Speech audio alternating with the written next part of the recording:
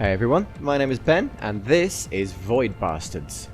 It's a rather interesting first-person shooter with roguelike elements. It's got a little bit of FTL in there, but the primary influences are much more in the realm of Bioshock, System Shock, even the most recent reimagining of Prey. It looks amazing, it's really fun to play, and I'd like to tell you more about it. So without further ado, let's get into some gameplay. So here we are on the Casino Barge Gilded Daddy. That's just what they called it. And straight away I'm sure you can see just how amazing this game looks in motion. The cel-shaded art style is just flawless. The enemies, that one died a little quickly, but if you get up close to them, you're probably not going to last very long, but they look so amazing. So as I say, this is a roguelike, so these levels are randomly generated. My objective is basically to recover scrap from the ships that have drifted into the nebula, and using that scrap to upgrade both my equipment and my mothership, with the ultimate objective of escaping the nebula. I haven't actually managed to do that yet, I'm still working my way through the game. So here I'm exploring the FTL drive room, and now move my way onto the generator. Each room in the ship has a particular function. You'll find particular kinds of loot generally in specific rooms, and they all work together to make the ship, to keep the ship operational. Each provides an interesting challenge or an interesting goal for the player to achieve. Now this is a Lux ship, which is a casino and hotel ship. That's more than just flavouring, although it does give it a very particular art style.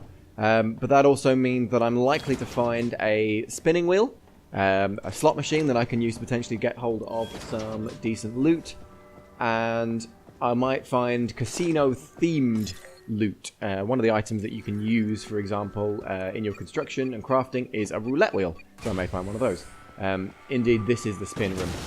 That thing I've just shot at the top there is a security camera. Now I'm destroying a sentry turret. Normally, these things are a little more difficult to deal with, but I do happen to have a pretty excellent gun in my hands right now. It's a good job too, because having completed my objective and found what I was looking for, the game has decided to throw many enemies at me. Now the game, combat, stealth is an option to a certain extent, and there's a lot of effort gone into finding ways around enemies and using the environment against them. Here I am laying a trap for this one and then running away. This is basically a little proximity mine. So there's a lot of different ways that you can use your environment to your advantage against your enemies. These guys that I've just been fighting are fairly standard. Some that you'll see a little later on do require some pretty interesting advanced tactics. Here's a spinning wheel I mentioned, gave me some bullets. I haven't actually brought my bullet using gun on this mission, so that's pointless. Most of the doors you'll notice also have a lock mechanism on them, and that's very handy. Some enemies can open doors, some can't. Those that are not human or do not have the ability to use a door can't actually open doors. So a lot of the time you'll find yourself locking an enemy in a room, or maybe locking a door behind you against an enemy that's a little difficult to face.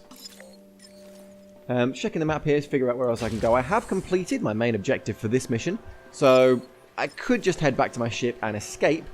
What this game does very well is in the temptation. So similar to games like Invisible Ink, there's plenty more loot out there to be found. There's a lot more that you could use from every ship, and basically the decision is, how much do I want to risk in terms of going for this? There's no reward necessarily from combat. Some enemies will drop items sometimes, but for the most part you can expect that combat itself doesn't actually have much of a reward. So the reward then is in the exploration, it's in finding all the little hidden nooks and crannies of the ship. So for example, there's a security camera in that room, but because there's no loot in that room, I'm just going to ignore it. The loot, by the way, I can see on my mini-map. If this ship had a helm room, I could actually have that added to my main map. It doesn't, so I can't do that. So I think... oh yeah, we're just heading into the atmosphere room now. So this is where oxygen can be refilled. It's one of the things to keep an eye on. There's a few resources. So health is the main one. Obviously you'll take damage during combat. Oxygen is drained during missions. And between missions you will need fuel to power your ship, and you will need food to make sure that you are still alive when you get where you're going. Food actually replenishes your hit points as well. So I'm just heading for the fix room now, which is one of the slightly rarer but more interesting additions to the game. This allows you to actually upgrade some of the loot that you found. So anything that's not particular, anything that doesn't have a particular use in a crafting recipe can be broken down into scrap parts. What these machines will do is take those scrap parts and upgrade them to be more valuable. So that's always useful.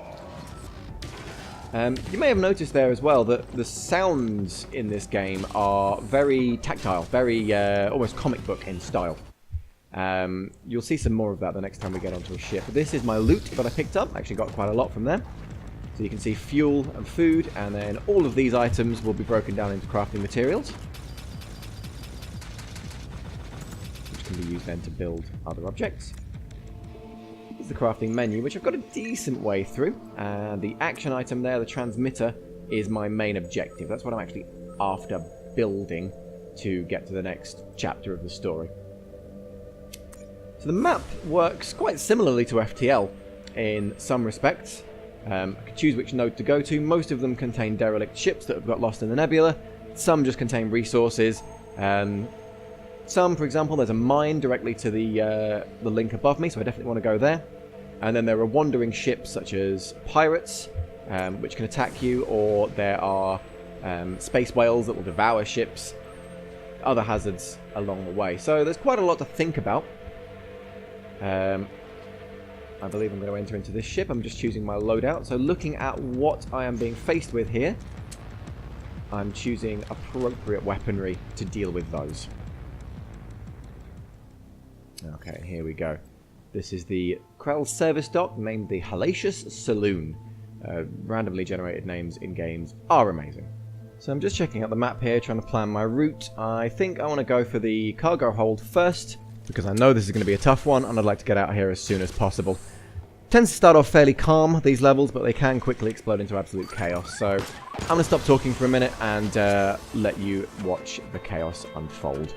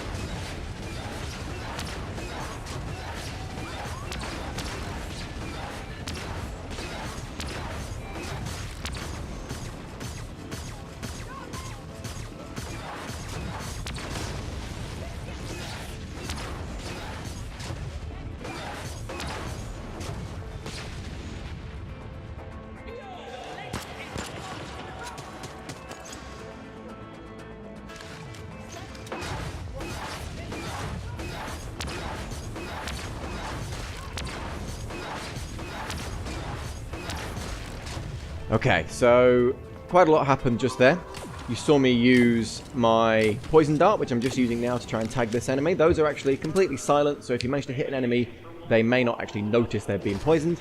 You also saw a lot of use of the reflective shield, which can be used to bounce rockets and bullets back to either the enemy that fired it or to someone else. Those can be incredibly handy. What I'm just going to do here is something that's very Bioshock, System Shock. I'm going to try and hack this turret. I know it can see through the window there. It does cost a little bit of money to hack a turret, but now that I've done that, it's on my side. And it means I can loot this room. Anyone that walks past now is going to get a rocket to the face, which is also nice. Okay, so I know there was at least one enemy down this side of the room, but I think the poison might have taken them out by now, so that gives me a bit of a window to loot the rest of the room. A lot of loot that you find is in the green lit containers. Some of it is just lying around on the floor. Your objectives will always be in containers. Now, stealth, as I said, is a bit of an aspect of this game. You've got to think about the noise that you're making. If you're running on a metal surface, for example, that's going to draw a lot of attention. Also, just look at that fire effect. That looks so good. Okay, and here we are in the docking bay for the ship's shuttle. Bit of a calmer room, this one. Bit of a chance to loot and take stock. Can get very frantic, particularly in the big battles, so it's nice to have a bit of space to breathe every now and then. Of course, I'm keeping an eye on the fact that my health is severely depleted after that fight. My oxygen is getting down to about 2/3. I've still got plenty of ammo, though, for my main gun, so that's okay. Right, we're coming now into the corridor near the fuel tanks, and heading into another one of the fix rooms. This one doesn't actually have many of those machines. Some of them have 4, this one just has 1, but it still allows me to upgrade and get a little bit of better loot. Okay. Atmospheric room. Now this is where I can refill my oxygen tank. I can basically double my oxygen once per mission, as long as I can get to this room, and as long as this room has power. So as I say, the rooms feed into themselves, so sometimes you'll start a level and there'll be no power at all in the ship. So that means that the doors won't work, it means the security measures won't be active against you, but it also means you can't open any of the lockers, you can't use any of the equipment. So first priority on any of those ships needs to be to get the power going. That does give you a little chance to maybe scope out the security system, take out a few turrets before you actually activate them. Okay. Now straight away I can see a Zek over there, which is one of the ladies with a big shield, same as what I've got. And that means that I can't use normal bullets against her. So I have to reflect bullets behind her, or use some kind of explosive, or use something to make her turn around so I can shoot her in the back. That's the only way to kill her. These are completely glass walled as well, the fuel tanks of these ships, so that means that enemies can see you and come after you through the walls, much the same as you can. Now that there is my objective for this mission. Okay. This is where things get interesting, because normally what I would do is simply destroy this with a reflector, run around the corner, and get back in my ship. I've just run out of power for my bouncer. I'm also on 9 health. So with the splash damage of this thing, I need to be very careful to try and hit it in such a way that I can damage it and destroy it, but without it being able to fire at me. That's when the Zek arrives. So now I'm in trouble. I could poison her, but I have to get behind her to do that. She can see me through the glass walls, and my usual defense against her, which would be to reflect bullets, doesn't work because I've just run out of juice for it. There's a turret over there which I could hack to maybe try and get it to shoot her for me, but if I miss the hack, or if it manages to get a hit on me, I will be killed. So I'm going to try and run around here, and I'm going to use a little tactic. I'm going to close the door and I'll lock it. That means she can't chase me. There's another one in there. I'm going to run back. Dead. Luckily, I have a one-time defibrillator on this character, meaning I get one more go. And I'm basically going to use it to run the hell away. This, by the way, is why I can't do live commentary on this game, because at this point I was fucking screaming.